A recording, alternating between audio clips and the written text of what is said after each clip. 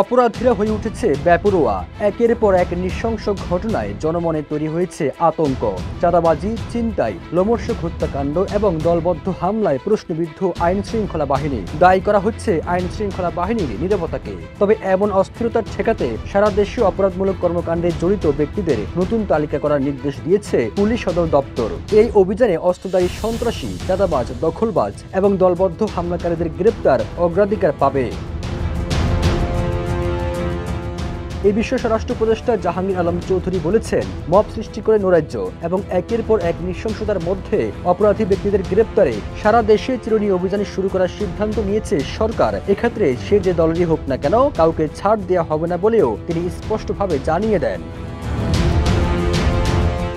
ওয়ালটন এখন দেশের সীমানা পেরিয়ে পৌঁছে গিয়েছে 50টিরও বেশি দেশে। ওয়ালটন, ঘরে ঘরে, বিশ্বজুড়ে।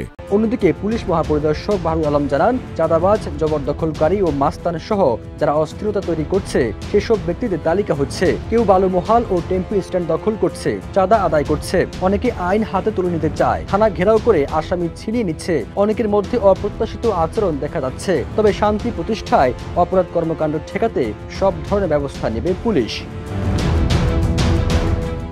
এক প্রশ্নের জবাবে পুলিশ প্রধান বলেন, আগে চলমান অভিযানটি ফ্যাসিস্ট শক্তির অপতৎপরতা রোধ করাতে গুরুত্ব দেওয়া হচ্ছে, আর এখন যে অভিযানটি চলবে সেখানে চাঁদাবাজ, দখলবাজদের আইনের আওতায় আনা হবে। এক প্রতিবেদনে এমন তথ্য জানিয়েছে দৈনিক সমকাল।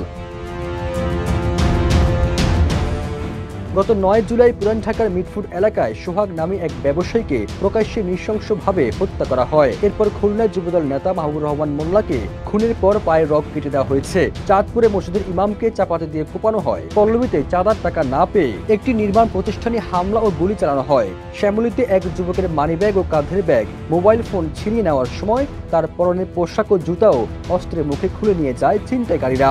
দেশের বিভিন্ন জায়গায় চাঁদাবাজি, দখল, হামলা সহ নানা ঘটনা সামনে আসছে। এসব ঠেকাতে এবার চিরুনি অভিযান চালাবে পুলিশ। সবুজ আলম, ইত্তেফাক।